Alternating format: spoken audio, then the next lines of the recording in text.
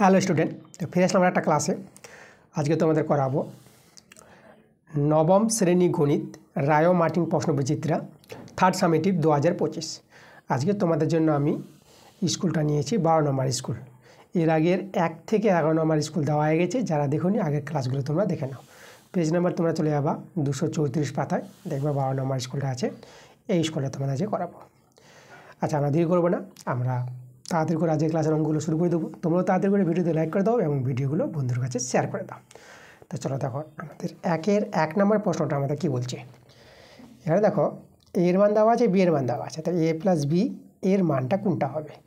দেখো এর মানগুলো আমাদের আবৃত দেওয়া আছে। এই যে আমাদের 0.4 আছে, তার যে মাথায় আছে দেখো এটা আবৃত চিহ্ন, তাই না? এই যে বিন্দু আকারে আছে।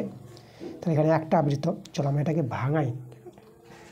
আবৃত কীভাবে ভাঙাতে হয় সেটা তোমাদের কিন্তু জানতে হবে।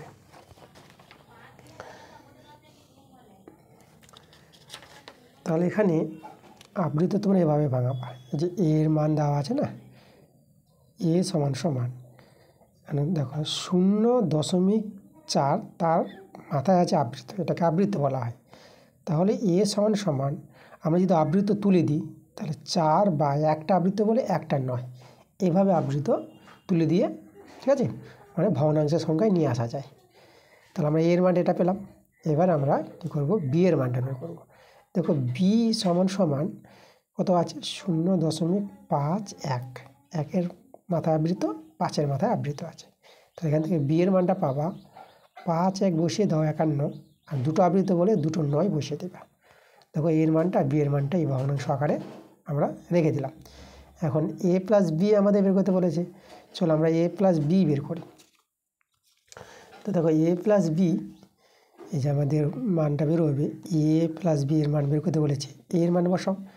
এর মান কত, 4/, এর মানটা বসাবো 4/9, প্লাস বি এর মান 51/99। এই যে মান বসিয়ে দিলাম। চলো এখানে আমরা সরলটা করি। আচ্ছা, এখানে সমান সমান ভগ্নাংশে যদি যোগবিয়োগ করি, দেখো আমাদের লসাগুটা কিন্তু 99 হবে। দেখো লসাগু একবারে বোঝার নিয়ম, এই যে বড় সংখ্যাটাকে যদি ছোট সংখ্যাটা দিয়ে ভাগটা চলে যায়, ঠিক আছে, এটা দিয়ে রেখেছি ভাগ যায়, দেখো ভাগ যাবে, 9 দিয়ে তুমি 99কে ভাগ করতে পারবা, 9 কেন 9 কেন। তো এই যে ভাগ চলে যাচ্ছে এটাকে, তার জন্য বড়টাই হবে আমাদের লসাগু, একবারে বোঝার জন্য। এবার এটাতে ভাগ করলে ভগ্নাংশে যোগবিয়োগ এটাতে ভাগ করতে হবে, এটা 11 পাবা, 11 4 44 প্লাস, আর এটা এই যে 99 মিলে গেছে, তাহলে 51টা নামিয়ে দাও। তাহলে এখানে দেখো 44 আর 51 যদি যোগ করে নাও তোমরা কত পাবা, 95 পেয়ে যাবা, 95/99। আচ্ছা, এই মানটা কি এবার যদি আমরা আবৃত করতে চাই তাহলে তোমরা এইভাবে লিখতে পারবা, 0.95 আবৃত আবৃত, যে দুটো নয় তার দুটো আবৃত, ঠিক আছে, 0 দিতে হবে, এটা মনে রাখবা তোমরা। কিন্তু যেভাবে যেরকম দেখো আবৃত উঠিয়ে এভাবে আমরা যদি করতে পারি তাহলে এটাকে আবার এভাবে করতে পারবো। তাহলে সেই নিয়মে আমরা দেখো এটা থেকে এটা আমরা করে নিলাম। তাহলে আমাদের এ প্লাস বির মানটা পেয়ে গেছি। তো আমরা অপশানটা দেখে নেব, 0.95 তার আবৃত। দেখো সি নাম্বার অপশানটা আমাদের কিন্তু মিলছে। আচ্ছা, পরের প্রশ্ন আমরা চলে যাব 2 নম্বর প্রশ্নটা। তো কী বলছে প্রশ্নটা, একটি ছাতা এ টাকা বি পয়সায় ক্রয় করে আর বি টাকা এ পয়সায় বিক্রি করে ছাতাটা, তাই না? মানে ছাতার ক্রয় মূল্য দেওয়া আছে আর ছাতার বিক্রয় মূল্য দেওয়া আছে। আচ্ছা, সি টাকা লাভ হয়েছে, ছাতার লাভ কত, সি টাকা। তাহলে এ বি সি এর মধ্যে সম্পর্ক বের করতে বলেছে। আচ্ছা, ভালো প্রশ্ন, আমরা দেখতে পাচ্ছি এটা। তো চলো আমরা দেখো সমাধানটা কীভাবে করব। তো ছাতার ক্রয় মূল্য যদি আমরা বের করি, ওকে, তা আমরা বের করব ছাতার ক্রয় মূল্য। ক্রয় মূল্য দেওয়া আছে, একটু সাজিয়ে লিখবো। দেখো এই যে টাকা পয়সা আছে না, তোমরা টাকায় করে নিব। ছাতার ক্রয় মূল্য, দেখো ছাতার ক্রয় মূল্যটা বলেছে এ টাকা, এই যে এ টাকা প্লাস বি পয়সা। তাহলে আমরা বি পয়সাকে টাকায় করে আমরা এ টাকার সঙ্গে যোগ দিয়ে দেবো। তাহলে আমাদের টাকা চলে আসবে, কত টাকা, ক্রয় মূল্যটা। তাহলে বি পয়সা আছে না, দেখো পয়সাকে যে টাকা করো তাহলে 100 দিয়ে ভাগ করে দিবা। এই যে দেখো, তাহলে এটা আমাদের কী হয়ে যাবে, এখন টাকা হয়ে যাবে এটা। এই যে দেখো, তাহলে ছাতার ক্রয় মূল্য হয়ে গেল এত টাকা। এবার ছাতার বিক্রয় মূল্য, ছাতার বিক্রয় মূল্য দেখো ছাতার বিক্রয় মূল্য কিন্তু দেওয়া আছে, দেখো এই যে বি টাকা এ পয়সা, তাহলে বি টাকা আর এ পয়সাকে আমরা যে টাকায় করি এখানে 100 দিয়ে ভাগ করে দেবো, এই যে টাকা, তাহলে ছাতার বিক্রয় মূল্য পেয়ে গেলাম। এবার ছাতার লাভ বের করব। ছাতার লাভ, ছাতার লাভ কী করে পাবো? দেখো ছাতার লাভ পাওয়া যায় বিক্রয় মূল্য থেকে ক্রয় মূল্য যদি বিয়োগ করো তখনই আমরা কি লাভ পাই। তাহলে এই যে আমাদের বিক্রয় মূল্য মাইনাস এই যে আমাদের ক্রয় মূল্য, এই যে দেখো এই যে প্রথম বন্ধন দিলাম এত টাকা, এই টাকা হচ্ছে লাভ। এবার লক্ষ্য করো লাভটা আবার বলেছে সি টাকা, তাহলে লাভের জায়গায় আমরা সি বসিয়ে দিলাম। ওকে, দেখা যাচ্ছে না, এই যে লাভের জায়গায় আমরা সি বসিয়ে দিলাম। এবার চলো এইদিকে আমরা সরল করি। আমরা এখানে সরলটা লক্ষ্য করো, এই যে বন্ধনীগুলো আমরা উঠিয়ে দিচ্ছি। এটা মাইনাস এ, এটা মাইনাস বি বাই 100 পেয়ে যাবা। আচ্ছা সি সমান সমান, আচ্ছা এখানে দেখো বি মাইনাস এ আমরা করলাম, আর এটাকে এক জায়গায় রাখি, plus a by 100 minus b by 100।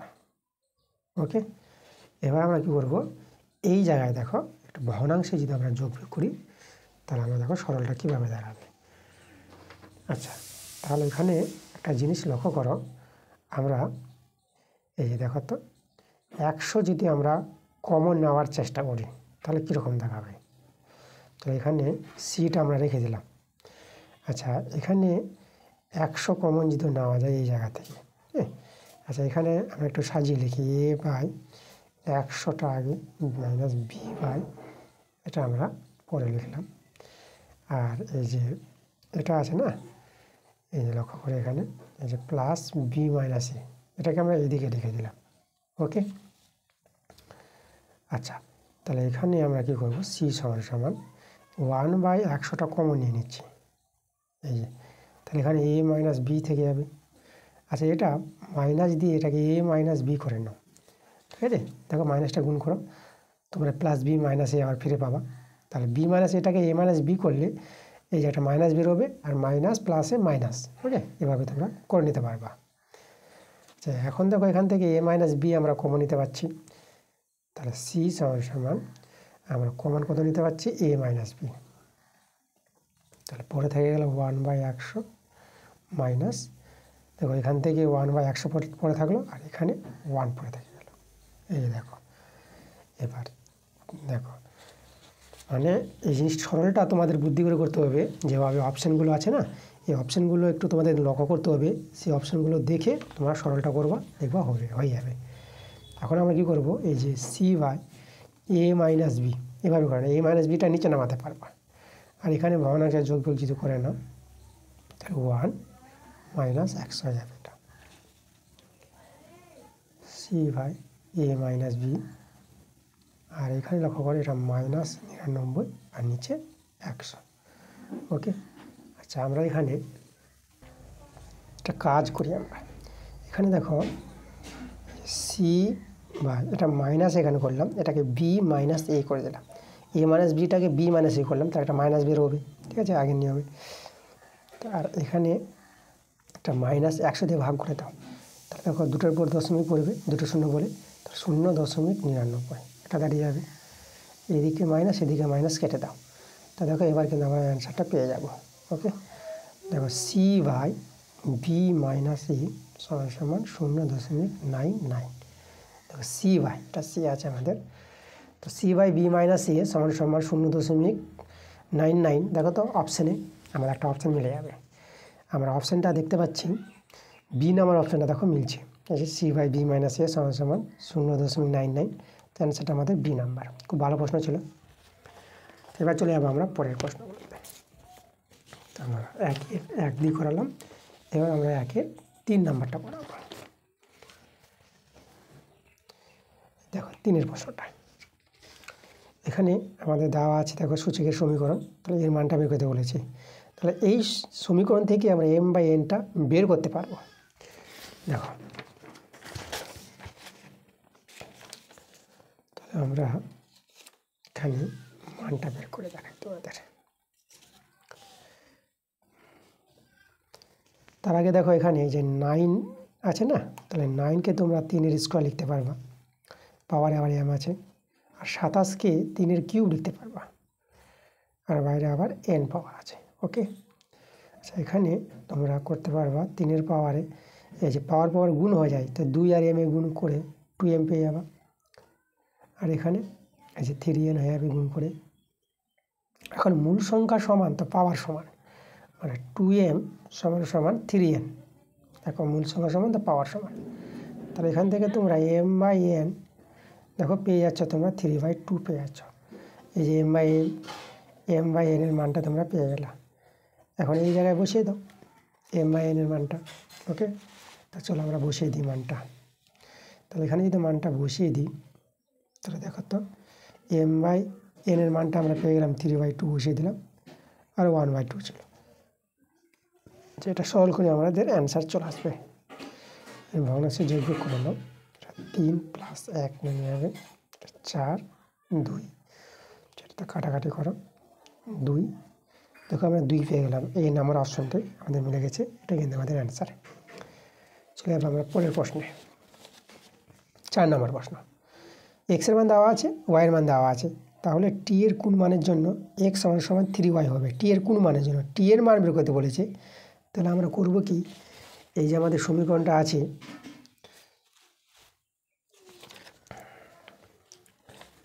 ঠিক আছে, এই যে সমীকরণটা দেখতে পাচ্ছ, এই সমীকরণটা আমরা আগে টুকে নিই। তাহলে আমাদের সমীকরণটা আছে x = x = 3y আছে, তো আমরা টুকে নিলাম। এখন x এর মান জানা আছে, y এর মান জানা আছে, বসিয়ে দাও এখানে। তাহলে এখানে মানটা যদি বসিয়ে দিই, দেখো তাহলে x এর মান আছে 3t, বসিয়ে দিলাম। আর y এর মানটা 3 রেখে y এর জায়গায় y এর মানটা বসাও, 2t/3 - 1, এই মান বসিয়ে দিলাম। আর এটা সমাধান করে এখানে t এর মানটা বেরিয়ে আসবে, তখন আমরা অ্যান্সারটা পেয়ে যাব। আচ্ছা দেখো এই 3 আর এই 3 তোমরা কাটাতে পারবা। তাহলে এখানে t সমান, তাহলে এটা 2t/3 - 1 পড়ে থেকে গেল। টিগুলোকে আমরা একদিকে নিয়ে আসি, t - 2t/3, এদিকে মাইনাস হয়ে যাবে, আর এদিকে আমাদের -1 ছিল। আচ্ছা এখানে ভগ্নাংশে যোগ বিয়োগ করে নাও, লসাগু 3, 3t মাইনাস, আর এটা 2t হয়ে যাবে, 3 মিলে গেছে, এই যে 3, তার উপরে একটা নামিয়ে দেবা, এদিকে -1। আচ্ছা এখানে দেখো বিয়োগ করে কত হবে, এটা শুধু t হবে, এদিকে -1। দেখো এখান থেকে আমরা টি এর মানটা কত পাচ্ছি, এটা বর্গগুণ করো, এটা বর্গগুণ করে টি এর মানটা দেখো -1 আর 3 গুণ করে -3 পেয়ে যাবো। তো এটাই আমাদের টি এর মান পাওয়া হয়ে গেছে। দেখো তো টি এর মান পেলাম -3, আমাদের সি নাম্বার অপশানটা পেয়েছি। আমরা চলে যাবো পরের প্রশ্নে, 5 নম্বর প্রশ্ন। দেখো 5 নম্বর প্রশ্নটা আমাদের কি বলছে, এখানে দেখো এই যে দেখো একটি f(x) বহুপদী সংখ্যামালার f - 3/2 = 0 যদি হয়, তাহলে f(x) এর একটি উৎপাদক এখানে বের করতে বলেছি। আচ্ছা লক্ষ্য করো, এই যে আমাদের আছে না f - 3/2 = 0, তাহলে দেখো আমরা এখান থেকে কী বলতে পারবো যে এই যে x এর মান, x এর মানটা আমরা f যদি -3/2 0 হয়, তাহলে x এর মানটা হবে -3/2, এভাবে x এর মানটা নিতে পারবো। মানে এখানে তো x এর মানই থাকে, তো x এর মান তোমরা এটা নিয়ে নিবা, এখান থেকেই দেখো উৎপাদকটা পেয়ে যাবা। এখানে তোমরা বর্গমূল করে নাও, 2x = -3, আর বাঁ দিকে নিয়ে চলে এসে সবাইকে 2x + 3 = 0। তাহলে দেখো আমাদের যে বলেছিল f(x) এর একটি উৎপাদক, সেটা কিন্তু এই যে 2x + 3, এটা কিন্তু আমাদের অ্যান্সার। 2x + 3 দেখো বি নাম্বার আমাদের অপশানটা নিচ্ছে। তোমাদের এখানে বলি অ্যান্সারটা দেখবা, তোমাদের অ্যান্সার সি নাম্বার দেওয়া আছে, এখানে কিন্তু সি নাম্বার হবে না, ঠিক আছে। দেখো এখানে কিন্তু আমরা এটা পাচ্ছি, তাই জন্য আমাদের বি নাম্বার অপশানটাই হবে, সিটা হবে না। আমরা চলে আসবো পরের প্রশ্নে, 6 নম্বর প্রশ্ন। দেখো 6 প্রশ্নটা আমাদের এখানে বলেছে, এই যে আছে সংখ্যাটা এর সরলতম মানটি, এখানে সরল করে সরলতম মানটি কত দ্বারা বিভাজ্য হবে। তো চলো আমরা একটু সরল করার চেষ্টা করি, তখনই আমরা বলতে পারবো, ঠিক আছে, কত দ্বারা বিভাজ্য হবে। তাহলে এখানে লক্ষ্য করো, এই যে এ কিউব, এটাকে বি ধরে এ কিউব মাইনাস বি কিউব এর সূত্রটা আমরা এখানে অ্যাপ্লাই করার চেষ্টা করব। শুধু আমরা লবে কাজ করব। এই যে বিভাজ্য বলতে কি মানে লবকেই কোন কিছুতে ভাগ করতে হবে, তখনই বলতে পারবো যে কত দ্বারা ভাগ যাবে। তো এখানে আমাদের একটা যে সূত্র জানতে হবে এ কিউব মাইনাস বি কিউব এর সূত্রটা জানতে হবে। এ কিউব মাইনাস বি কিউবের উৎপাদকের সূত্রটা এ minus B into A square plus A B plus B square, এই সূত্রটা তোমরা জেনে রাখবা। তাহলে আমরা এই সূত্রটা অ্যাপ্লাই করবো এখানে, ঠিক আছে। তো দেখো এখানে আমরা এই যে দেখো এটাকে বি ধরে এ কিউ মানে ভি কিউবের যে সূত্র, তোমরা এটা এভাবে সাজাবা সূত্রটা এ মাইনাস বি, ঠিক আছে। তারপরে এদিকে লিখবা এই পার্টটা। আচ্ছা, এই পার্টটা লেখার প্রয়োজন পড়বে না, ঠিক আছে। এই পার্টটা আমি আর লিখছি না, শুধু আমি এটাই লিখছি, ওকে। এই পার্টটা তোমরা কী লিখবে আমি এখানে তুমি একটু দেখাই। তাহলে এখানে হবে 17 স্কোয়ার প্লাস 17, এই দেখো 17 এই বি, তো তাহলে 17 ইন্টু এই যে 10 প্লাস 10 স্কোয়ার, এরকম দাঁড়াবে জিনিসটা। আর নিচে এই যে 17 স্কোয়ার প্লাস 217 আছে। আচ্ছা, হরটাকে সরল করা দরকার নাই, শুধু আমরা লবটাকে ভাঙাচ্ছি সূত্রের সাহায্যে। আচ্ছা, সমান সমান। আচ্ছা, 17 থেকে 10 বিয়োগ করে এটা 7 পেয়ে যাবা। আর এই মানটা সরল করা দরকার নাই, ঠিক আছে, যেটা আছে সেটাই থাক, ওকে। আচ্ছা, অনেকে এই যে ডট ডট বুঝতে পারছিলেন না, এক ছাত্র আমাকে কমেন্ট করেছে যে স্যার ডট ডট যে জিনিসটা, দেখো এই জিনিসটাই এখানে হবে, তো আমি লিখছি না, তোমরা লিখতে পারো, ঠিক আছে। আর সরল করাও দরকার নাই, আমরা এই যে 7 পেয়ে গেছি না, এই যে 7 গুণিত এই পার্টটা আছে, এবার আমরা বলে দিতে পারবো এই যে কত দিয়ে বিভাজ্য যাবে। এই যে 7 আছে এখানে, তা আমরা বলে দিতে পারবো এই যে এই সরলতম মানটা 7 দিয়ে বিভাজ্য যাবে, ঠিক আছে, 7 দিয়ে বিভাজ্য। তো দেখো এই নাম্বার অপশানটা। আচ্ছা, আমরা চলে আসবো 7 নাম্বার প্রশ্নে। দেখো 7 প্রশ্নটা আমাদের এখানে লগ থেকে দেওয়া আছে। আচ্ছা, এখানে দেখো লগ এ এক্স আছে, তো এই নিধান আর এক্সের লগারিদম, এর মানটা 1/4। আচ্ছা, এখানে 3টি লগের সমীকরণ দেওয়া আছে। দেখো প্রথম লগটাকে আমরা কী করব, এখানে আমরা ধরো এটাকে কিছু চেঞ্জ করে নিই, তোমাদের এখানে বলে দিচ্ছি। এই যে এটা লগ এক্স এ এক্স আছে না, তাহলে এক্সটা আগে এটা পরে যদি চেঞ্জ করা হয় নিধান লগারিদম, তাহলে এইদিকে উল্টে নাও, এটা 1/4 আছে না, এটাকে 4, ঠিক আছে, এইভাবে করে নিতে পারবা।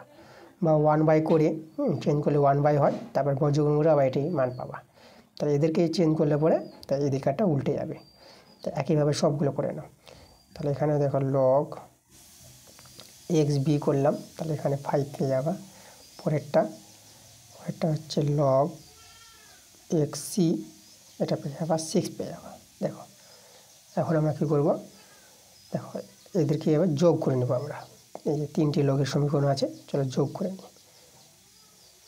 আচ্ছা, এভাবে করলাম কেন, কারণ দেখো নিধানটা কিন্তু সমান হয়ে গেছে প্রত্যেকের নিধানটা। আচ্ছা, plus log x P plus log x C, আর এদিকে যোগ করলে পরে এটা 4, এদিকে 5, এদিকে 6, দেখো এভাবে লগের যোগ করে নেবা। আচ্ছা, এবার দেখো এখানে যে লগ যদি যোগের আকারে থাকে, দেখো নিধান সমান, তাহলে একটা লগ রেখে দিয়ে আর নিধানটা রেখে দেওয়া, আর লগারিদমগুলো গুণ হয়ে যাবে। এই যে লগারিদমগুলো আছে না এ বি সি, এটা গুণ হয়ে যাবে, এ বি সি হয়ে যাবে, ওকে। আর এদিকে যোগ করো, এতে যোগ করে পেয়ে যাবে তোমরা 15 পেয়ে যাবা। আচ্ছা, তাহলে এইভাবে দাঁড়িয়ে গেল জিনিসটা। আমাদের দেখো মানটা বের করতে বলেছে log A B C x, তাই না। তো দেখো মানটা কিন্তু অলরেডি চলে এসেছে, জাস্ট এটাকে আমরা যদি ঘুরিয়ে নিই, এই যে এটাকে আমরা লগ এ বি সি আগে করে দিলাম আর এক্সটাকে এখানে করে দিলাম, তাহলে এটা কি উল্টে যাবে, তাহলে এটাকে 1/15 করে দেবো, ওকে। দেখো এর মানটাই বের করতে বলেছিল, 1/15 পেয়ে গেলাম অ্যান্সার। তাহলে 1/15 দেখো ডি নাম্বার অপশানটা আছে। এবার আমরা চলে যাব 8 নাম্বার প্রশ্নে। 8 প্রশ্নটা কী বলছে আমরা দেখে নিই। এখানে দেখো P Q R রম্বসের S P Q সমান 60 ডিগ্রি এবং পরিসীমা দেওয়া আছে 24 সেমি হলে এস কিউ কর্ণের দৈর্ঘ্য কত, সেটা আমাদের বের করতে বলেছে। আচ্ছা, ছবিটা তোমাদের তৈরি করে দেখাই। এখানে দেখো এখানে আমাদের রম্বসের কথা বলেছে, তো রম্বসের ছবি আমরা এইভাবে দেখাচ্ছি। তো এই যে আমাদের একটি রম্বস। ওকে, রম্বসের 4টি বাহু দৈর্ঘ্য সমান হয় পি কিউ আর এস। রম্বসের নামটা দেখো, আমি দেখবো এখানে পি কিউ আর এস। আচ্ছা, পরিসীমা যখন আমাদের বলে দিয়েছে, দেখো পরিসীমা 24 আর রম্বসের বাহুগুলো দৈর্ঘ্য সমান, তাহলে পরিসীমাকে 4 দিয়ে ভাগ করলে তো বাহু দৈর্ঘ্য পেয়ে যাবো। তা 24কে 4 দিয়ে ভাগ করে কত পাবা? 6 পাবা। দেখো বাহুগুলো কিন্তু আমরা 6 করে পেয়ে গেলাম। তো রম্বসের পরিসীমা থেকে আমরা বাহুর দৈর্ঘ্য পেয়ে গেলাম। এখন আমাদের চেয়েছে এস কিউ কর্ণের দৈর্ঘ্য, এই যে এটা, যে এস কিউ কর্ণের দৈর্ঘ্য আমাদের বের করতে বলেছে, তাই তো। আর একটা কোণ দেওয়া আছে, দেখো এস পি কিউ মানে এই কোণটা দেওয়া আছে, কত? 60 ডিগ্রি দেওয়া আছে। তো দেখো এস কিউ কর্ণের দৈর্ঘ্য আমরা সহজেই বের করে নিতে পারবো। দেখো কীভাবে, লক্ষ্য করো, এই যে ত্রিভুজটা দেখো, এই যে এস পি কিউ এই যে ত্রিভুজটা আছে না, তাহলে এই ত্রিভুজের দেখো দুটি বাহু তো সমান, এটা 6 সেমি 6 সেমি, তাহলে এই দুটো কোণও সমান হবে, তাই তো। এবার দেখো এ 60 ডিগ্রি, তারা দুজনে মিলে মোট 120 ডিগ্রি। এই দুটো কোণ যখন সমান আছে, তাহলে 120 ডিগ্রি অর্ধেক 60 ডিগ্রি করেই হবে। দেখো, তাহলে এই দুটো কোণের মানও আমরা কত পেয়ে গেলাম? 60 ডিগ্রি করে পেয়ে গেলাম।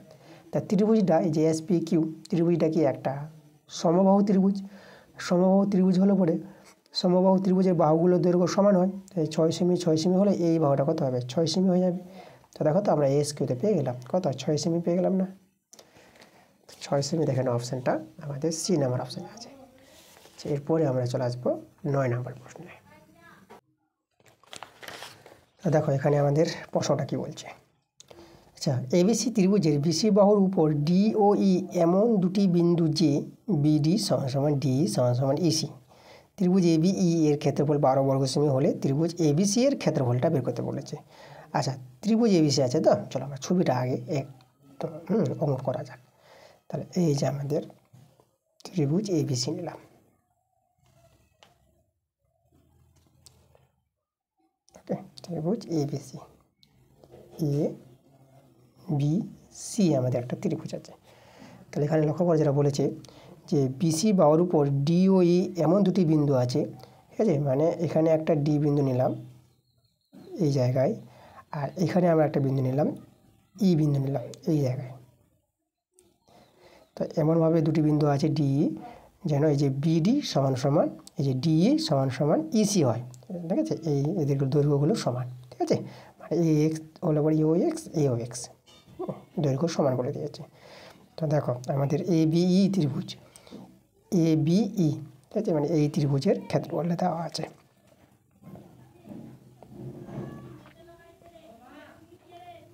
এই যে দেখো এ বিই এই ত্রিভুজের ক্ষেত্রফল দেওয়া আছে 12 বর্গ সেমি। আচ্ছা, ত্রিভুজ এ বি সি, তাহলে সম্পূর্ণ ত্রিভুজের ক্ষেত্রফলটা বের করতে বলেছে। তো তাহলে দেখো কীভাবে পাবো, আমরা কাজ করি, আমরা এডি যোগ করে দিই। এই যে এডি, এটা আমরা অঙ্কন করলাম। ওকে, এবার দেখো তো আমাদের দেখো এই যে এ বিই যে ত্রিভুজটা আছে, এডিটা কী হবে? এই ত্রিভুজের মধ্যমা হবে। কোন ত্রিভুজের মধ্যমা? এ বিই ত্রিভুজের মধ্যমা এডি। তাহলে কোনো ত্রিভুজের মধ্যমা সেই ত্রিভুজটাকে সমান দুই ভাগে ভাগ করে দেবে। তা লক্ষ্য করো, তাহলে এটা যদি আমাদের টোটালটা 12 হয়, তাহলে এটা 6 বর্গ সেমি ত্রিভুজটা হবে, এটা 6 বর্গ সেমি ত্রিভুজটা হবে। ওকে, আচ্ছা, তাহলে এবার লক্ষ্য করো, আবার এদিকে চলে এসো, এডিসি ত্রিভুজের ক্ষেত্রে চলে এসো। তাহলে এডিসি ত্রিভুজের ক্ষেত্রে দেখো এই যে ডিসি বাহুর মধ্যবিন্দু ই আছে, যদি এই পাটে সমান, তাহলে এটা যদি মধ্যবিন্দু হয়, তাহলে এইটা দেখো এই যে এডিসি ত্রিভুজের এইটা মধ্যমা হয়ে যাবে। আর যদি মধ্যমা হয়, তাহলে মধ্যমা কী করবে? সেই ত্রিভুজটাকে সমান দুই ভাগে ভাগ করে দেবে। মানে এই ত্রিভুজের ক্ষেত্রফল যা হবে, এই ত্রিভুজের ক্ষেত্রফল তা হবে। তাহলে এই ত্রিভুজের ক্ষেত্রফল কত হবে? 6 বর্গ সেমি, যেহেতু এর ক্ষেত্রফল 6 বর্গ সেমি। ওকে, দেখো এই তিনটি ত্রিভুজের ক্ষেত্রফল পেয়ে গেলাম 6 বর্গ সেমি, 6 বর্গ সেমি, 6 বর্গ সেমি। তাহলে তিনটি ত্রিভুজ নিয়েই তো আমাদের ত্রিভুজ এবিসি আছে। তো ত্রিভুজ এ বি সি এর ক্ষেত্রফল কত? তাহলে টোটাল 6 6 6 যোগ করে নাও, তাহলে 6 6 12, 12 6 18, তাহলে 18 বর্গ সেমি এবিসি ত্রিভুজের ক্ষেত্রফল আমরা পেয়ে গেলাম। দেখো 18 বর্গ সেমি। এখানে অপশান দেখে নাও, আমাদের এই নাম্বার অপশানটা কিন্তু আমাদের মিলছে। এই দেখো এই নাম্বারই আমাদের অ্যান্সারটা। চলে যাবো আমরা এবার 10 নম্বর প্রশ্নে। দেখো এখানে আমাদের 10-এর প্রশ্নটা বলেছে এক্স একক বাহু বিশিষ্ট বর্গক্ষেত্র ও এক্স একক ভূমি বিশিষ্ট ত্রিভুজের ক্ষেত্রফল সমান। তো ত্রিভুজটির উচ্চতা আমাদের বের করতে বলেছে। আচ্ছা দেখো, এটাকে আমরা কীভাবে করবো দেখো, প্রথমে আমরা কাজ করি, আমরা বর্গক্ষেত্র একটা তৈরি করি। এই যে আমাদের একটা বর্গক্ষেত্র, চারটি বাহু দৈর্ঘ্য সমান, ঠিক আছে, মানে বর্গক্ষেত্রের বাহু দৈর্ঘ্য বলে দিয়েছি এক্স একক, এটা এক্স, তাহলে এটা আমাদের এক্স এক্স এক্স। আচ্ছা, আর এক্স একক আবার ভূমি বিশিষ্ট একটা ত্রিভুজ, তাহলে এই যে আমাদের একটা ত্রিভুজ, ভূমিটা কিন্তু এক্স হবে, যতটা ভূমি ততটাই ভূমি আমাদের নিতে হবে। এই যে আমাদের ত্রিভুজ, তাহলে এখানে আমাদের এই যে ভূমিটা এক্স, আর এই ত্রিভুজের উচ্চতা আমাদের বের করতে বলা যায়। এই যে উচ্চতা, উচ্চতা বলতে এখান থেকে যে লম্ব যেটা আছে, লম্বের যে দৈর্ঘ্যটা, তাহলে এই উচ্চতাটাকে আমরা ওয়াই ধরে নিলাম। ওকে, এবার দেখো এই যে বর্গক্ষেত্রের ক্ষেত্রফল আর ত্রিভুজের ক্ষেত্রফলটা আমাদের সমান বলে দিয়েছি। তাহলে বর্গক্ষেত্রের ক্ষেত্রফল আমরা কি জানি, বর্গক্ষেত্রের ক্ষেত্রফলের সূত্র হচ্ছে বাহুর স্কোয়ার এস স্কোয়ার। ওকে, আর ত্রিভুজের ক্ষেত্রফল দেখো, ত্রিভুজের ভূমি উচ্চতা জানা আছে, তা ত্রিভুজের ক্ষেত্রফল সূত্র হাফ ইন্টু ভূমি ইন্টু উচ্চতা। মনে রাখবা, যে কোনো ত্রিভুজের ক্ষেত্রফল ভূমি উচ্চতা জানা থাকলে হাফ ইন্টু ভূমি ইন্টু উচ্চতা। আচ্ছা, এখান থেকে আমাদের ওয়াই মানটা বের করলে আমাদের অ্যান্সার চলে আসবে, এটা এক্স, আর এখানে কাটাকাটি করো, এই এক্স পেয়ে গেলাম। তাহলে এবার লক্ষ্য করো, এই যে ওয়াইয়ের মানটা কত হবে, তাহলে 2 দিয়ে এক্স গুণ করে নাও, তাহলে ওয়াই সমান সমান এই যে 2 আর এক্স গুণ করে 2x হয়ে যাবে। দেখো ওয়াইয়ের মানটা 2x, তাহলে উচ্চতা আমরা পেয়ে গেলাম 2x পেয়ে গেলাম। ঠিক আছে, এটা কিন্তু আমাদের অ্যান্সার। তো 2x দেখো বি নাম্বার অপশানটা আমাদের মিলছে। সেই পরের প্রশ্ন 11 নম্বর প্রশ্নটা। আচ্ছা, 11 নম্বর প্রশ্নটা আমাদের আগের ক্লাসে করা হয়ে গেছে, তোমাদের যেতে হবে। দেখো আমি বলে দিচ্ছি তোমরা কোথায় যাবা। স্কুল নাম্বার 10 নম্বর, স্কুল 1-এর 14 নম্বর যে অঙ্কটা আছে, তোমরা সেখানে গিয়ে দেখে নিবা। আমরা চলে আসবো 12 নম্বর অঙ্কে। দেখো এখানে 3টি বিন্দু আছে, এই 3টি বিন্দু সমরেখ হলে আমাদের এখানে এক্সের ওয়াই মান কোনটা হবে। আচ্ছা, 3টি বিন্দু যখন সমরেখ বলেছে, তার 3টি বিন্দু দ্বারা উৎপন্ন ত্রিভুজের ক্ষেত্রফলটা কী হবে, 0 হবে। ওকে, তো 0-এর সঙ্গে সমান করতে পারবো ক্ষেত্রফলটাকে। তো দেখো, তাহলে এখানে আমাদের এই যে দেখো 3টি বিন্দু দেওয়া আছে, তো বিন্দু 3টি আছে 0, 0, 0, 4, -3, আর এক্স, ওয়াই। এই যে আমাদের 3টি বিন্দু আছে, তো 3টি বিন্দু দ্বারা উৎপন্ন ত্রিভুজের ক্ষেত্রফল 0 হবে। ঠিক আছে, যেহেতু বিন্দু 3টি সমরেখ। কেন, কারণ দেখো সমরেখ যে বিন্দু, এখানে ধরো একটা এ বিন্দু, এখানে একটা বি বিন্দু, এখানে একটা আমাদের সি বিন্দু। এই যে সমরেখ বিন্দু, এই 3টি বিন্দু আছে, এখানে কি ত্রিভুজ পাবা? ত্রিভুজ পেতে গেলে তোমাদের এভাবে দরকার, মানে বি বিন্দুটা এখানে হওয়া দরকার, তারপর তো ত্রিভুজ পাবা। কিন্তু বি বিন্দুটা তো এখানে চলে এসেছে, এখানে আসা তো ত্রিভুজ তৈরি হয়নি। তাহলে 3টি বিন্দু সমরেখ হতে গেলে ত্রিভুজের ক্ষেত্রফলটা 0 হবে। তা আমরা কী করবো, এই 3টি বিন্দু দ্বারা ত্রিভুজের ক্ষেত্রফলটা বের করব আর 0-এর সঙ্গে সমান করে দেবো, যেহেতু বিন্দু 3টির সমরেখ। চলো ত্রিভুজের ক্ষেত্রফল বের করি। তো ত্রিভুজের ক্ষেত্রফল পাওয়ার জন্য আমাদের কী করতে হবে, প্রথম বিন্দুটাকে x1 y1 ধরে নিবা, যদি সূত্রটা আমরা লিখবো, এটাকে x2 y2 ধরে নাও, আর এটা x3 y3 এভাবে ধরে নাও। তো চলো এখানে এবার সূত্রটা লিখি। তোমরা লিখবা যে যে বিন্দু 3টি দ্বারা উৎপন্ন ত্রিভুজের ক্ষেত্রফল সমান সমান, সূত্রটা হবে হাফ ইন্টু মড, এটা হচ্ছে মড, হাফ মড x1, আর এখানে হবে y2 মাইনাস y3। এই সূত্রটা আমরা এর আগের ক্লাসগুলোতে অনেকবার আমি দেখিয়েছি। ঠিক আছে, আগের ক্লাসগুলো যারা দেখছো তোমরা বুঝতে পারবা যে সূত্রটা কীভাবে হচ্ছে। আর যারা আগের ক্লাসগুলো দেখোনি, তোমরা আগের ক্লাসগুলো দেখো, তারপর আরও ভালো করে বুঝতে পারবা। আচ্ছা, এখানে x1 হলে এখানে x2 হবে, তাহলে এটা হয়ে যাবে y3 মাইনাস y1, এখানে x3, তাহলে এখানে হয়ে যাবে y1 মাইনাস y2। এই যে দেখো সূত্রটা। চলো এখানে মানটা বসিয়ে দাও। x1 দেখো আমাদের 0, তাহলে x1 যদি 0 হয়, তাহলে মান বসে লাভ নাই, 0-এর সঙ্গে যাই গুণ করে 0 হয়ে যাবে। x2 হচ্ছে 4, আর y3 হচ্ছে আমাদের দেখো y minus y1 0, plus x3 কত আছে দেখো, x3 x, y1 হচ্ছে আমাদের 0, মাইনাস y2 দেখো -3, তাহলে y2 যখন -3, তাহলে এটাকে প্লাস করে দিবে, মাইনাসে প্লাস 3টা বসিয়ে দাও। আচ্ছা, তাহলে উৎপন্ন ত্রিভুজের ক্ষেত্রফল 0, তাহলে আমরা দেখো অতএব এই যে হাফ মড ক্ষেত্রফলটাকে 0-এর সঙ্গে সমান করে দেবো, যেহেতু বিন্দু 3টি সমরেখ আছে। এটা তো 0 হয়ে গেল, এটা তোমরা 4y পেয়ে যাবা, আর এখানে 3x পাবা, এই যে 3x। ওকে, এটা আমরা 0-এর সঙ্গে সমান করে দিলাম। আচ্ছা, এখানে তোমরা পাশে বলে দিবা যেহেতু বিন্দু 3 সমরেখ তার জন্য কিন্তু এটা আমরা এই যে ক্ষেত্রফলটাকে শূন্যের সঙ্গে সমান করতে পারলাম। এবার এখান থেকে দেখো আমাদের সমীকরণটা কীভাবে দাঁড়াবে। আর এখানে যখন শূন্য আছে তাহলে এটাকে আমরা 4y প্লাস 3x = 0 এটা আমরা করতে পারবো, কারণ হাফটাকে ওদিকে পাঠিয়ে দিলাম। মানে এর সঙ্গে কী হবে, ভাগ হয়ে যাবে, শূন্যর সঙ্গে ভাগ করে তো শূন্যই পাবা। আচ্ছা, এটাকে সাজিয়ে লিখো, 3xটা আগে লিখলাম, 4yটা পরে লিখলাম। এবার দেখো এখন আমরা অপশান চেক করে আমরা বুঝে নিতে পারবো যে এখানে এক্সের মান আর ওয়াইয়ের মান কত হবে। দেখো অপশানগুলো যে আছে না, লক্ষ্য করো, এ নাম্বার অপশানটা যদি দেখো, এ নাম্বার অপশানটা এক্সের মানটা কত আছে 8 আর ওয়াইয়ের মানটা -6 আছে। তো এক্সের জায়গায় যদি 8 বসাও তাহলে 8 × 3 = 24। দেখো এখানে লক্ষ্য করো, এক্সের জায়গায় যদি 8 বসাই আর ওয়াইয়ের মানটা আছে কত আছে 6 আছে, তাহলে এখানে -6 বসিয়ে দিলাম। তাহলে এই পার্টটা কি 0 আসবে? দেখো তো এটা 24 প্লাস মাইনাস এটা মাইনাস হয়ে যাবে, 6 × 4 এটা 24, দেখো 0 চলে আসছে। তাহলে আমাদের যে মানগুলো বসে 0 আসছে সেটা এক্সের মান 8 আর ওয়াইয়ের মান -6। তাহলে আমরা পেয়ে গেলাম, দেখো অ্যান্সার যে এক্সের মান যে বের করতে বলেছিল সেটা 8 আর ওয়াইয়ের মানটা -6 পেয়ে গেলাম। তাহলে আমাদের দেখো যেটা বললাম যে অপশান দেখি আমরা কাজটা করব, যেটা এ নাম্বার অপশানটা, তোমরা অপশান দেখে দেখে তোমার মানগুলো বসাবা। এটাতে যেটা না মিলতো তাহলে এটা বসাতাম, ঠিক আছে। আমাদের প্রথমটা বসিয়ে মিলে গেছে, তোমরা দেখবা এগুলো বসিয়ে দেখবা যে 0 আসবে না। তা 0 একমাত্র এখানে আসলো এ নাম্বার অপশানে, এ নাম্বার আমাদের অ্যান্সার। এরপরে চলে যাবো আমরা 12 নম্বর প্রশ্ন।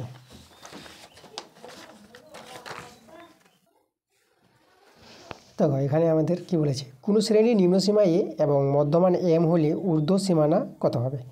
আচ্ছা, ঊর্ধ্ব সীমানা, দেখো আমাদের ঊর্ধ্ব সীমানা বের করতে বলেছে। তো আমরা কী করব, এখানে ঊর্ধ্ব সীমাকে আমরা ধরে নিলাম, এই যে ঊর্ধ্ব সীমাটাকে আমরা বি ধরে নিলাম, তাই তো। তাহলে বি এর মানটা বের করতে হবে, আর নিম্ন সীমা দিয়ে দেওয়া আছে।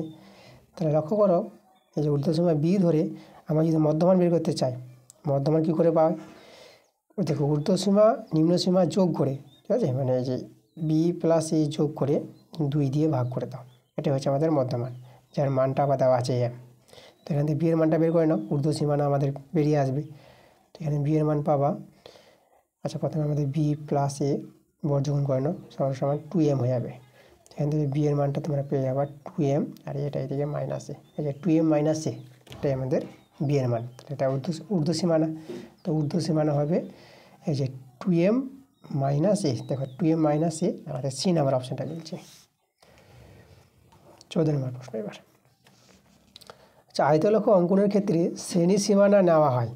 দেখো শ্রেণী সীমানা, দেখো আয়তক্ষেত্রে যখন অঙ্কন করা হয়, তোমাদের যেটা আমি বলেছিলাম এর আগে, যে শ্রেণী সীমানা যে নেওয়া হয়, শ্রেণী সীমানা আমাদের কোথায় নেওয়া হয়, তো এক্স অক্ষ বরাবর, এটা মনে রাখবে তোমরা, যে এক্স অক্ষ বরাবর শ্রেণী সীমানা নেওয়া হয়। বি নাম্বার অপশানটা হবে এক্স অক্ষ বরাবর, যেটা আগের ক্লাসে ছিল অঙ্কটা আমি বুঝিয়েছি, ঠিক আছে। তোমরা যদি আগের ক্লাসগুলো দেখে থাকো সেটা ভালো বুঝতে পারবা, আমি বইতে ছবি দেখিয়ে তোমাদের বলেছি এক্স অক্ষ বরাবর শ্রেণী সীমানাগুলো ধরা হয়। এবার আমরা চলে আসবো 2 এর প্রশ্নগুলোতে। দেখো 2 এর 1 নম্বর প্রশ্নটা কী বলছে, আমাদের এখানে বলছে, দেখো একটি উদাহরণের সাহায্যে দেখাতে বলেছে দুটি অমূল্য সংখ্যার যোগফল সর্বদা অমূল্য সংখ্যা হয় না। আমরা জানি যে দুটি অমূল্য সংখ্যার যোগফল সর্বদা অমূল্য হয় না, কখনো অমূল্য হয় কখনো অমূল্য হয়, যেরকম তো উদাহরণ আমাদের দিতে বলেছে। তো তোমরা উদাহরণটা নিয়ে নেবা, ধরো আমরা একটা সংখ্যা নিলাম -√3, একটা নিলাম √3, তো এদেরকে যোগ করো তো, -√3 প্লাস √3, তো দেখো কেটে যাচ্ছে, কেটে গিয়ে কত 0 চলে আসলো। তাহলে 0 কিন্তু একটি মূলদ সংখ্যা, ঠিক আছে। দেখো মূলদ সংখ্যা পেলাম।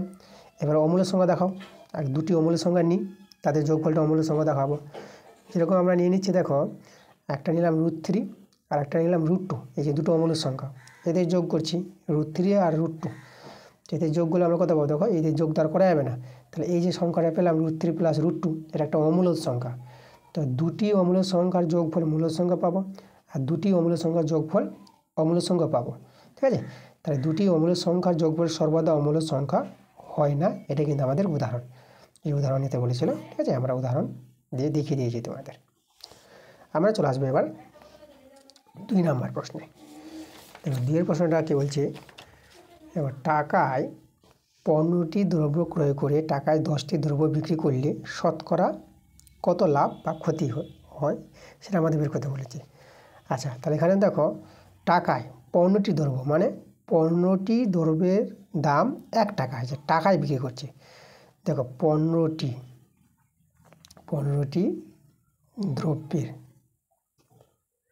দ্রব্যের দাম, তাই না? ঠিক আছে, 15টি দ্রব্যের দাম যেটা হচ্ছে আমাদের ক্রয় মূল্য, যেটা বলতে পারবো 15টি দ্রব্যের ক্রয় মূল্য। এখানে কি লিখবো আমরা? ক্রয় মূল্য লিখে দিলাম, যেটা দাম থাকে, যে দামে কেনা হয় সেটাই তো ক্রয় মূল্য। কত? 1 টাকা। এই যে দেখো, এই যে বলে যে টাকায় 15টি দ্রব্য ক্রয় করে, হ্যাঁ, তাহলে 15টি দ্রব্যের ক্রয় মূল্য আমরা 1 টাকা। তাহলে একটি দ্রব্যের ক্রয় মূল্য আমরা বের করে নিই 1/15 টাকা। এবার দেখো, টাকায় 10টি দ্রব্য বিক্রি করে, মানে 10টি দ্রব্যের বিক্রয় মূল্য 1 টাকা। তাই এখানে লিখবো 10টি দ্রব্যের বিক্রয় মূল্য 1 টাকা। তাহলে একটি দ্রব্যের বিক্রয় মূল্য কত হবে? 1/10 টাকা। এবার আমরা একটি দ্রব্যের লাভ বের করে নিই। তাহলে একটি দ্রব্যের লাভ, একটা দ্রব্যের লাভ কত হবে?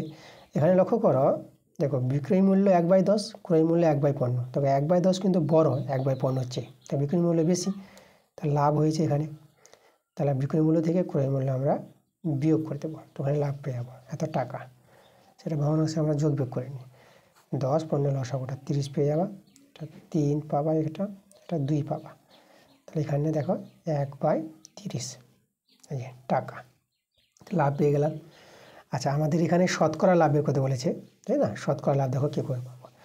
তো এই যে লাভটা হয়েছে কি থেকে? ক্রয় মূল্য থেকে। ক্রয় মূল্য থেকেই আমাদের লাভ হয়, জিনিসটা কিনে তারপরে বিক্রি করে লাভ করবে, তো ক্রয় মূল্যের পরেই লাভটা ধরা হয়।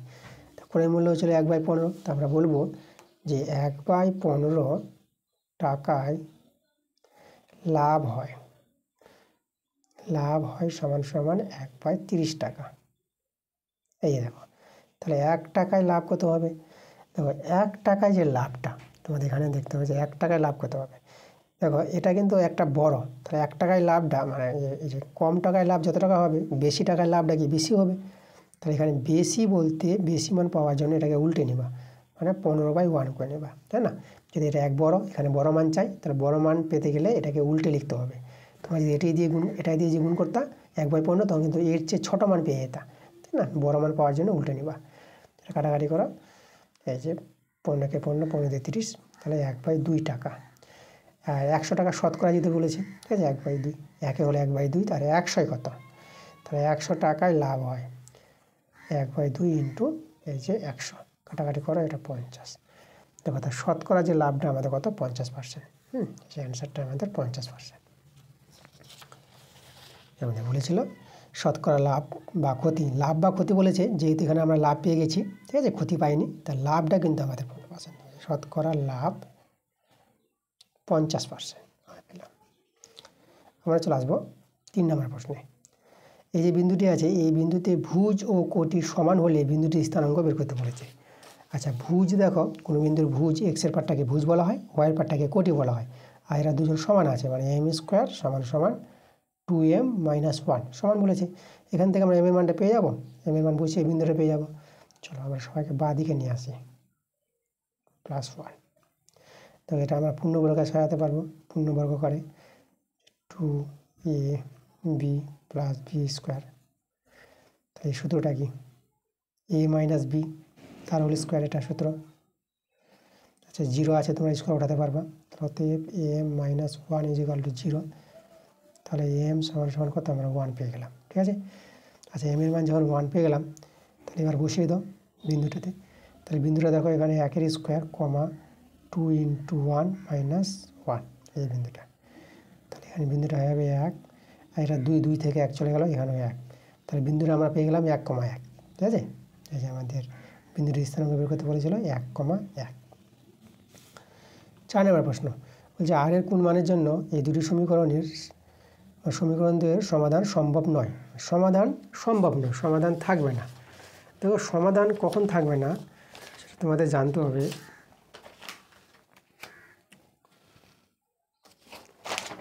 দেখো আমরা কি করব, দুটি সমীকরণের এক্সের সহগ বা এক্সের সহগ করছি আমরা, ওকে?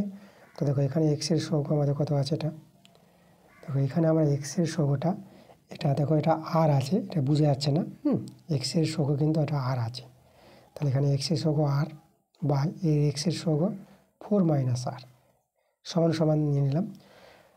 আর ওয়াইয়ের সহগ আছে -3 আর এর ওয়াই সহগ -1 আর এখানে এটা নট ইকুয়াল টু হবে সমান সমান এর সঙ্গে ধ্রুবক সংখ্যা, এখানে ধ্রুবক সংখ্যা এখানে -1 আছে আর আর এখানে আমাদের ধ্রুবকটা আছে +1। এই যে দেখো মানে দেখো দুটি সমীকরণ সমাধান সম্ভব নয়, মানে সমাধান হবে না, এই দুটি সমীকরণের সমাধান পাওয়া যাবে না কখন, এই শর্তে এক্সের সঙ্গে অনুপাত ওয়াইয়ের সঙ্গে অনুপাত সমান হবে আর ধ্রুবক সঙ্গে অনুপাতটা এদের সঙ্গে কিন্তু সমান হবে না, এই আলাদা হবে। ওকে, এটা কিন্তু আমাদের শর্ত। হ্যাঁ, এই শর্তটা যদি স্যাটিসফাই হয় তখনই বলতে পারবো এই দুটো সমীকরণের কোনো সাধারণ সমাধান নাই, মানে সমাধান সম্ভব হবে না, সমাধানই হবে না, এক্সের মান ওয়াইয়ের মান পাওয়া যাবে না। ঠিক আছে, তাহলে এবার আমরা দেখো এই দুটো পার্টকে সমান করে আমরা আর এর মান বের করে নেবো।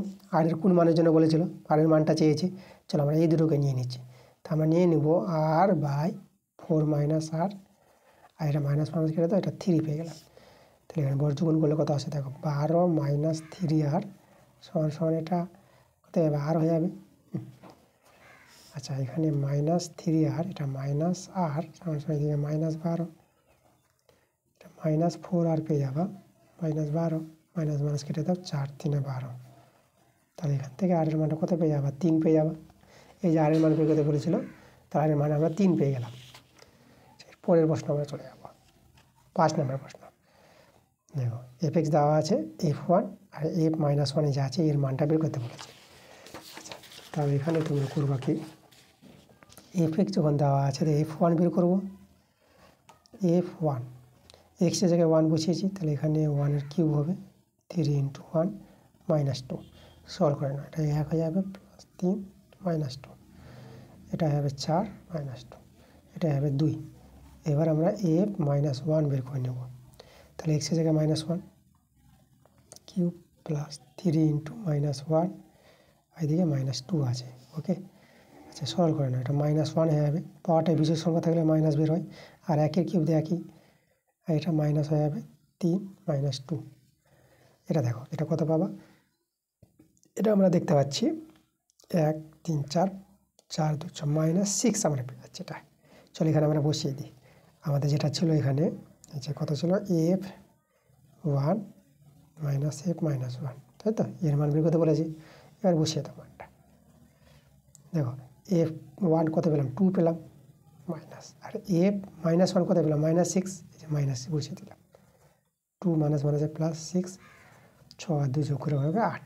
দেখো আমাদের অ্যান্সার হয়ে গেল এই যে 8, এটা কিন্তু আমাদের অ্যান্সার। এর পরের প্রশ্ন আমরা চলে আসবো 6 নম্বর প্রশ্নে। দেখো এখানে আমাদের যে দেওয়া আছে যে log 3 log 2 log 2 s² = 1 বলে x এর মান এখান থেকে বের করতে বলেছে। আচ্ছা তাহলে দেখো তো আমরা এখানে টুকছি log 3, তাহলে লগারিদমটা যে এই যে লগারিদম, ঠিক আছে, আবার এটা এখানে log 2 আর এই লগারিদমটা আবার 2 যে s² = 1 এভাবে দেওয়া আছে। আচ্ছা তোমাদের এখানে একটা সূত্র জানতে হবে, দেখো লগের সূত্র যে log ই নির্ধারণের সাপেক্ষে এই যে এখানে আমরা x এর লগারিদম যদি m হয় তাহলে দেখো এই জিনিসটা কীভাবে হবে, মানে এই লগ থেকে সূচকে কী করে নিয়ে যাওয়া যায়। তা দেখো এখানে ই এর পাওয়ারে এই যে m চলে আসবে আর এক্সটা চলে আসবে এই জায়গায়, ঠিক আছে, এইভাবে তোমরা লগ থেকে সূচকে নিয়ে আসতে পারবো। তাহলে একইভাবে আমরা এখানে করতে পারবো। দেখো কীভাবে, এখন যে লগারিদমটা এক্স আছে না, এখানে এক্সটাকে তোমাকে এটা ধরে নিতে হবে, এই জায়গা পুরোটা আমাদের লগারিদম, ঠিক আছে, এটাকে ধরে কাজ করতে হবে। যে নিধানটা হচ্ছে আমাদের এই যে 3, এখানে নিধান ই ছিল, তাহলে এখান থেকে আমরা বলতে পারবো দেখো এই সূত্র অনুসারে তাহলে 3 এর পাওয়ারে কি আসবে, এই যে এখানে 3 এই যে ই এর পাওয়ারে m এসেছিলো না, 3 এর পাওয়ারে 1 আসবে এখানে 1, আর এই যে লগারিদমটা এখানে এসেছিলো, তো এই লগারিদমটা এই যে পুরোটা লগারিদম এই যে আমাদের দেখো এটা আমাদের এখানে চলে আসবে। ওকে, আচ্ছা এটাকে ঘুরিয়ে লিখো, আগে আমরা log 2 s² আগে লিখলাম, আর 3 এর পাওয়ারে 1 আছে মানে এটা 3ই আছে, এটা এইদিকে লিখে দিলাম। আচ্ছা আবার এই সূত্র অ্যাপ্লাই করব, আবার এখন এক্সটাকে এটা ধরতে হবে, এই যে 2 নিধানের সাপেক্ষে লগারিদমটা এটা, তাহলে এই সূত্র যদি আমরা অ্যাপ্লাই করি তাহলে এখন দেখো এই যে 2 এর পাওয়ারে 3 আসবে সমান সমান, আর লগারিদমটা চলে আসবে এখানে, তাহলে log 2 s স্কয়ার চলে আসবে এখানে। ওকে, আচ্ছা তাহলে এটাকে আমরা সাজিয়ে লিখি। তাহলে এটাকে দেখো log 2 s স্কয়ার, আর 2 এর কিউব কত হবে, এটা 8 হয়ে যাবে। আচ্ছা আবার দেখো x এর মান বের করতে হবে না, আবার আমরা এই সূত্র অ্যাপ্লাই করব, এই সূত্রটাই, ঠিক আছে। তো দেখো কীভাবে, তাহলে 2 এর পাওয়ারে 8 চলে আসবে এখানে, 2 এর পাওয়ারে 8 আর s স্কয়ারটা চলে আসবে এই জায়গায়। দেখো তাহলে এইভাবে আমরা ভেঙে নিতে পারবো। চলো এটাকে আমরা সরল করে নিই। দেখো s স্কয়ার সমান সমান 2 এর পাওয়ারে 8 ভাঙাবা, তাই না, 2 এর পাওয়ারে 8 তোমরা পেয়ে যাবে 256। মানে এটা কি 2 এর পাওয়ার 8 বলতে কি 2টা গুণ হবে কবার, 8 বার গুণ হবে, 1 2 3 4 আরও 4 বার। এই যে দেখো, তাহলে এখানে দেখো এটা কত হবে, এটা 2 দিয়ে 4, 4 দিয়ে 8 দিয়ে 16, এটা 16, আর এখানে 16, 16 গুণ করে 256। দেখো যে s স্কয়ার সমান সমান 256 পেয়ে গেলাম। তাহলে এখান থেকে আমি x এর মানটা বের করে নেব। তাহলে x সমান কত হবে, প্লাস মাইনাস √256। তাহলে x এর মানটা আমরা পেয়ে গেলাম প্লাস মাইনাস 256 এর বর্গমূল করবা, এটা 16 পেয়ে যাবা। ওকে, দেখো বর্গমূল তোমরা এইভাবে ভাগ পদ্ধতির সাহায্যে করতে পারো। এই যে এদিক থেকে জোড়া মারবা, আর 2টা ছুট হয়ে গেল না, 2টাকে নিয়ে কাজ করো। এখানে 1 নেবা, যে সংখ্যা নেবা সেই সংখ্যাতে গুণ করতে হয়। যদি 2 নিতা তাহলে 2 দিয়ে 4 হয়ে যেত, তাহলে 2 নিয়ে যাওয়া যাবে না, হ্যাঁ 2 নিয়ে যাবে না, 1 নেবা, কারণ 2 দিয়ে তো বড় হয়ে যাচ্ছে, তাহলে 1 নাও, এটা 1। তাহলে এখানে আমাদের 1 নেমে যাবে। এবার এই ডবল বসাবো, ডবল মানে 2 হবে এটা। আচ্ছা এবার এখানে এটা নামিয়ে দেবো, এটা ছোটো হয়ে যাচ্ছে না, এটা নামিয়ে দিলাম। এখন 2 এর পাশে যে কোনো সংখ্যা বসাও, ধরো 2 এর পাশে আমরা 6 বসালাম, তো 6 দিয়ে গুণ করবো, তো 6 দিয়ে গুণ করলে 6 6 36, 6 দিয়ে 12, 12 3 15, দেখো মিলে গেল। তো এখানে 6টা নিয়ে নেবা, তো অ্যান্সার কিন্তু এটা বর্গমূল 16, দেখো 16। তো দেখো আমরা অ্যান্সার পেয়ে গেছি। ওকে, তাহলে x এর মান কত, x এর মান বের করতে বলেছিল প্লাস মাইনাস 16, এটা কিন্তু আমাদের অ্যান্সার। পরের প্রশ্ন আমরা চলে যাব। পরের প্রশ্ন দেখো, এরপরে আমাদের কত নম্বর, 7 নম্বর প্রশ্নটা করাবো। দেখো এখানে প্রশ্নটা কী বলছে, এবিসি ত্রিভুজের এসি বাহুর উপর ডি যে কোনো একটি বিন্দু পি কিউ এক্স ওয়াই যথাক্রমে A B BC eddy O DC বাহুর মধ্যবিন্দু পি এক্স আর সেমি হলে কিউ ওয়াই দৈর্ঘ্য বের করতে বলেছে। চলো প্রশ্নে যেভাবে বলেছে আমরা ছবিটা তৈরি করি। প্রথমে তো এবিসি ত্রিভুজ বলেছে, তাহলে এবিসি ত্রিভুজ আমরা তৈরি করে নিই। এই যে আমাদের এবিসি ত্রিভুজ এ বি সি। আচ্ছা এখানে দেখো প্রশ্নে কী বলেছে, এবিসি ত্রিভুজের এসি বাহুর উপর ডি যে কোনো বিন্দু, মানে একটা ডি বিন্দু আছে, ধরো আমরা ডি বিন্দুটা এই জায়গায় নিয়ে এলাম, যে কোনো বিন্দু বলেছে এখানে আমাদের ডি বিন্দুটা, যে কোনো বিন্দু নিয়ে নিলাম।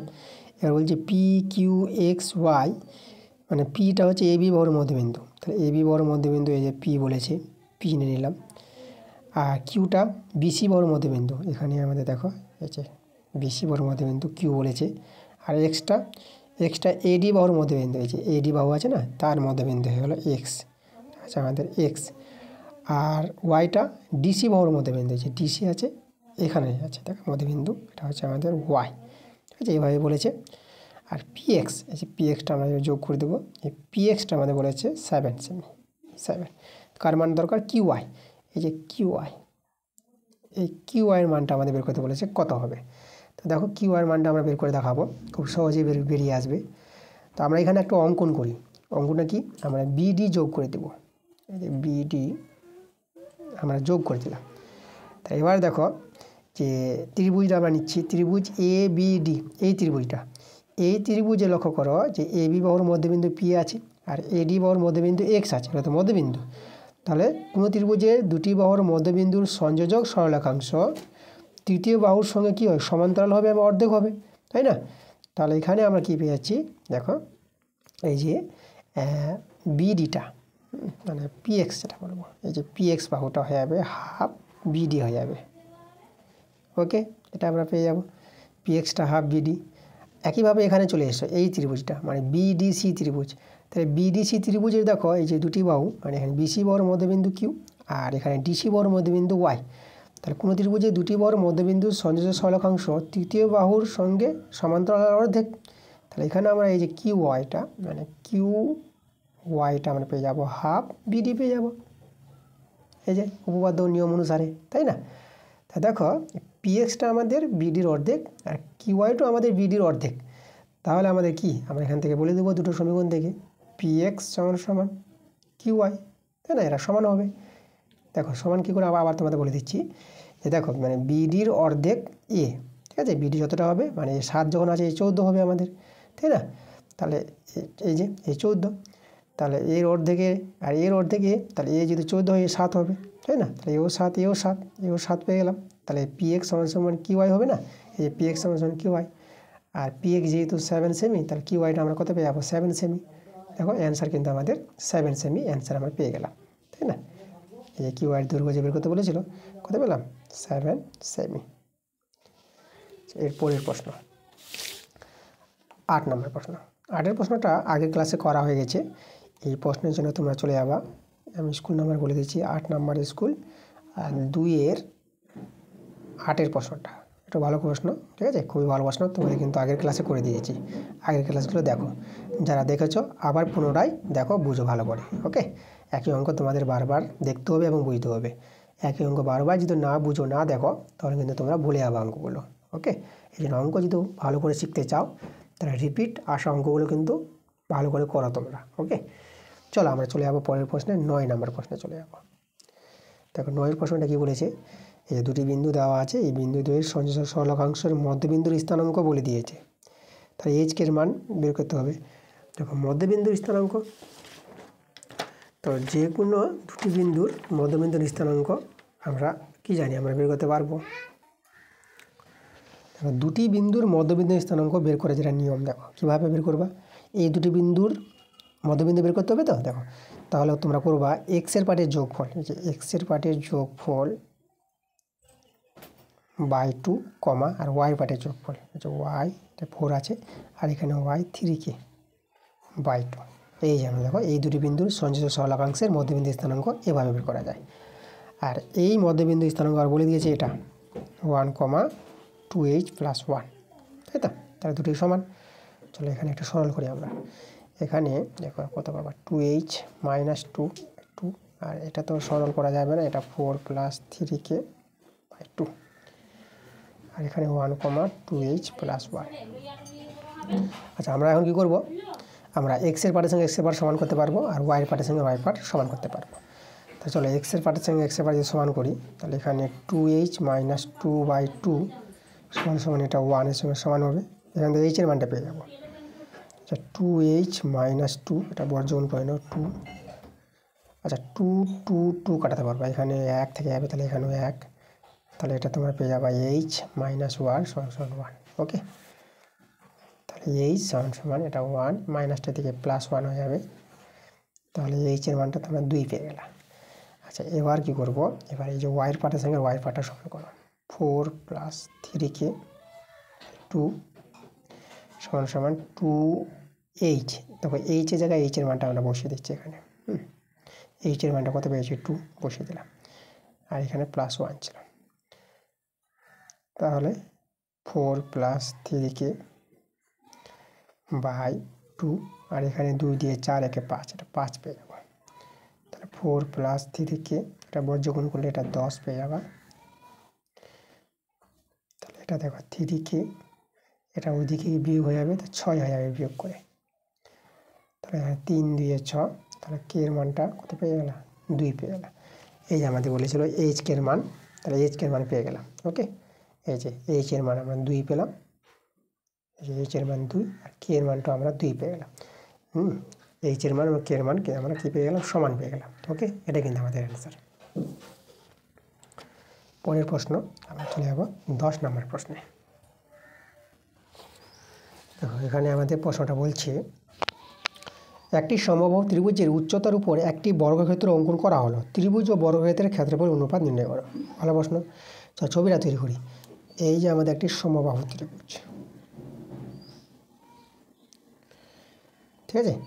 আচ্ছা এবার উচ্চতা দেখো, এখানে উচ্চতা, এবার আমরা উচ্চতা দিলাম ত্রিভুজ APC, এডি হচ্ছে আমাদের উচ্চতা, এটা মধ্যমা হবে, উচ্চতা হবে, এবং উচ্চতার উপর এই যে দেখো এই উচ্চতার উপর আমাদের একটা বর্গক্ষেত্র তৈরি করতে বলেছে। এভাবে আমাদের একটা বর্গক্ষেত্র এই যে আমাদের একটা বর্গক্ষেত্র তৈরি করতে বলেছে এখানে উচ্চতার উপর। তাহলে উচ্চতার উপর যে বর্গক্ষেত্র তৈরি হবে সেই বর্গক্ষেত্রের ক্ষেত্রফল আর ত্রিভুজের ক্ষেত্রফল তার অনুপাতটা কিন্তু আমাদের বের করতে বলেছে। তো ত্রিভুজের বাহু দৈর্ঘ্য আমরা এ ধরে নিলাম, সমবাহু ত্রিভুজ, তার প্রত্যেকটি বাহু দৈর্ঘ্য এ। তো সমবাহু ত্রিভুজের ক্ষেত্রফল, আচ্ছা তার আগে আমরা সমবাহু ত্রিভুজের উচ্চতার মান বের করে নিই। এই উচ্চতা পেয়ে গেলেই বর্গক্ষেত্রের বাহু দৈর্ঘ্য পেয়ে যাবো। উচ্চতা বলতে এইচ, তাহলে সমবাহু ত্রিভুজের উচ্চতার যে সূত্র √3/2 ইন্টু বাহু দৈর্ঘ্য, এটা হচ্ছে সমবাহু ত্রিভুজের উচ্চতা।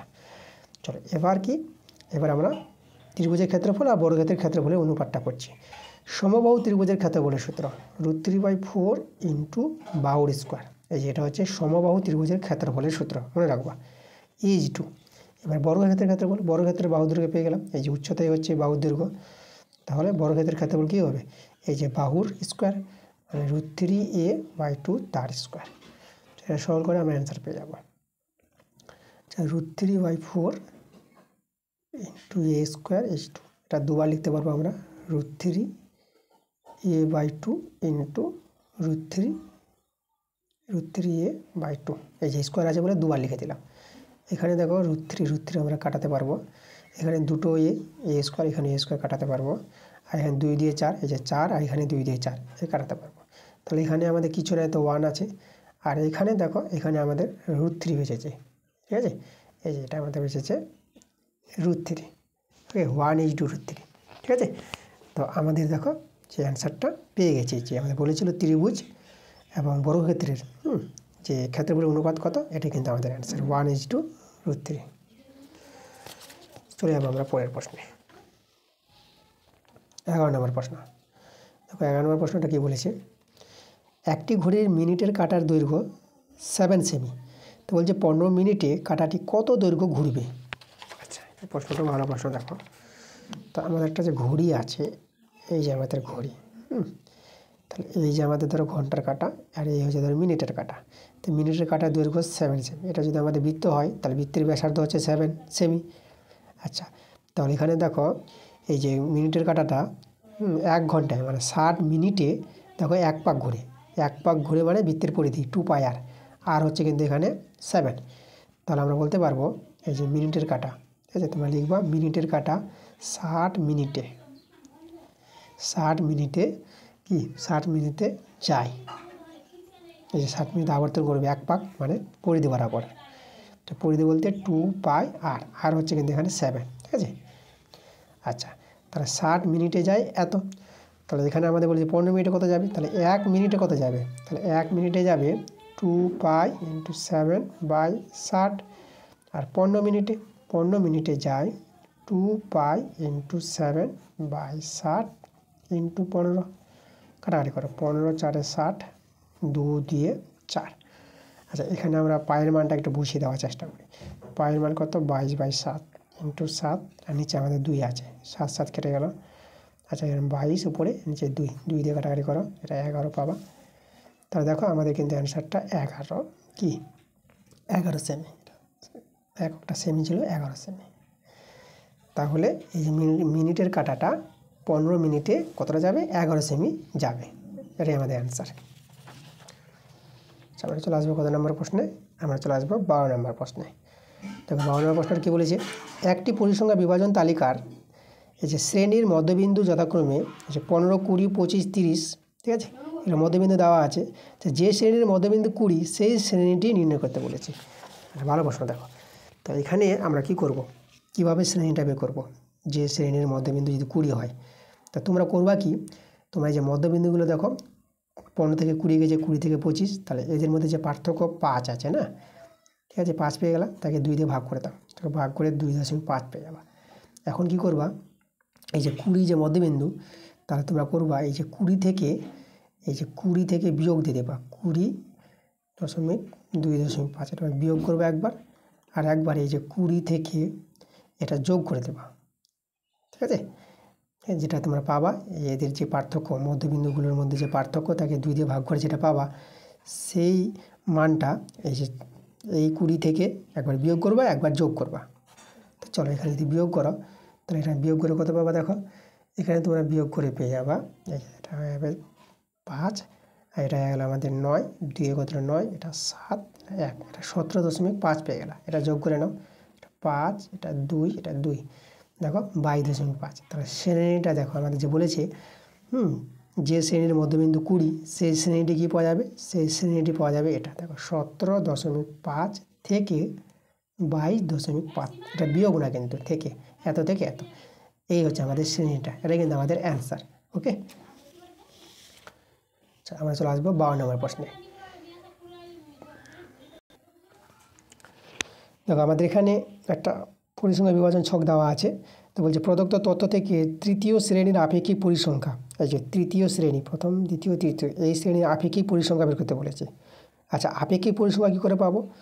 দেখো আপেক্ষিক পরিসংখ্যা পাওয়া যায় সেই শ্রেণীর পরিসংখ্যাকে মোট পরিসংখ্যা দিয়ে ভাগ করে দেবো। দেখো আপেক্ষিক পরিসংখ্যা আমরা পেয়ে যাবো, এই যে পরিসংখ্যাটা কত আছে, তৃতীয় শ্রেণীর পরিসংখ্যা 8 আছে, এই যে 8কে ভাগ করব এই যে মোট পরিসংখ্যা, মোট পরিসংখ্যা মানে এই যে এদেরকে যোগ করবো যতগুলো পরিসংখ্যা আছে, তার 5, 6, 8, 4, 3 এদেরকে যোগ করবা, এদের যোগ করে তোমরা পেয়ে যাবা 26 পেয়ে যাবা। এই যে দেখো, তাহলে কাটাকাটি করে নাও, এখানে তুমি কাটাকাটি করো 2 দিয়ে, তাহলে 2, 4, 8 আর 2 একে 2, 2, 3, 6 সমান 4/13। এই যে দেখো, তাহলে আমরা তৃতীয় শ্রেণীর আপেক্ষিক পরিসংখ্যা পেয়ে গেলাম 4/13। এটা কিন্তু আমাদের অ্যান্সার। তারপরে আমাদের বলেছে দেখো পঞ্চম শ্রেণীর পরিসংখ্যা ঘনত্ব, এই যে পঞ্চম বলতে প্রথম দ্বিতীয় তৃতীয় চতুর্থ, এটা পঞ্চম। তো পঞ্চম শ্রেণীর পরিসংখ্যা ঘনত্ব বের করতে বলেছে। পরিসংখ্যা ঘনত্ব কী করে পাবো? পরিসংখ্যা ঘনত্ব পাওয়ার জন্য আমাদের কী করতে হবে? আগে শ্রেণী দৈর্ঘ্য দেখতে হবে, শ্রেণী দৈর্ঘ্য কত আছে। দেখো শ্রেণীগুলো 1 থেকে 10, 11 থেকে 20, আবার 21 থেকে 30, মানে এখানে 10 আছে তো 10 নাই, এখানে 20 আছে তো 20 নাই, তাহলে এখানে কিন্তু শ্রেণী সীমানায় তৈরি করা নাই, ঠিক আছে শ্রেণীগুলো। তো শ্রেণী সীমানায় তৈরি করতে হবে, মানে এখান থেকে হাফ কমাবা হাফ বাড়াবা, তাহলে হাফ কমালে এটা হবে 40.5 হবে, আর এখানে হাফ বাড়াবা, হাফ বাড়ালে 50.5, ঠিক আছে। এইভাবে বাড়িয়ে তারপরে তোমরা উচ্চ থেকে নিম্ন বিয়োগ করে শ্রেণী দৈর্ঘ্য পেয়ে যাবা। তাহলে এখানে সেই শ্রেণী দৈর্ঘ্য যে হবে, তাই না, যে এর ক্ষেত্রে যে শ্রেণী দৈর্ঘ্য তোমরা পাবা, কত পাবা বলো তো, এটা থেকে এটা বিয়োগ করো, তাহলে এখানে তোমরা পেয়ে যাবা 10 পেয়ে যাবা। শ্রেণী দৈর্ঘ্য কত পাবা? 10। তোমরা এই ক্ষেত্রে যদি বিয়োগ করে দিতা 50 থেকে 41 9 পেতা, কিন্তু এটা কিন্তু ঠিক হতো না, আমাদের ভুল হয়ে যেত শ্রেণী দৈর্ঘ্য, ঠিক আছে। তো শ্রেণী সীমানা আগে তৈরি করো, এভাবে তৈরি করে তারপরে উচ্চ থেকে নিম্ন বিয়োগ করে শ্রেণী দৈর্ঘ্য 10। তারপরে দেখো এবার আমরা পেয়ে যাব এই শ্রেণীটির পঞ্চম শ্রেণীর পরিসংখ্যা ঘনত্ব পেয়ে যাব। কীভাবে? এই যে পরিসংখ্যা ঘনত্ব পাওয়ার নিয়মটা হচ্ছে সেই শ্রেণীর পরিসংখ্যা বাই শ্রেণী দৈর্ঘ্য, এই যে পরিসংখ্যা বাই শ্রেণী দৈর্ঘ্য, এই যে আমাদের এটা কিন্তু আমাদের অ্যান্সার। এই যে পঞ্চম শ্রেণীর পরিসংখ্যা ঘনত্ব 3/10। ওকে, আচ্ছা এরপরে বড় প্রশ্নগুলো। আচ্ছা বড় প্রশ্নগুলো আলোচনা আমি আগের ক্লাসে করেছি, তো বড় প্রশ্নগুলো তোমরা চাইছো, তোমাদের বলি যে বড় প্রশ্নের ক্লাস আসবে, আমি পরবর্তীতে নিয়ে আসবো। আগে অবজেক্টিভগুলো তোমাদের শেষ করে দেবো, তারপরে বড় প্রশ্নগুলো নিয়ে আসবো, ঠিক আছে। তো পরবর্তী ক্লাসটা তোমাদের তাড়াতাড়ি আসবে। আজকের ক্লাসটা যদি ভালো লাগে তোমরা অবশ্যই ভিডিওতে লাইক করবা এবং ভিডিওটা বন্ধুদের কাছে শেয়ার করবা। তো তোমরা সবাই ভালো থেকো।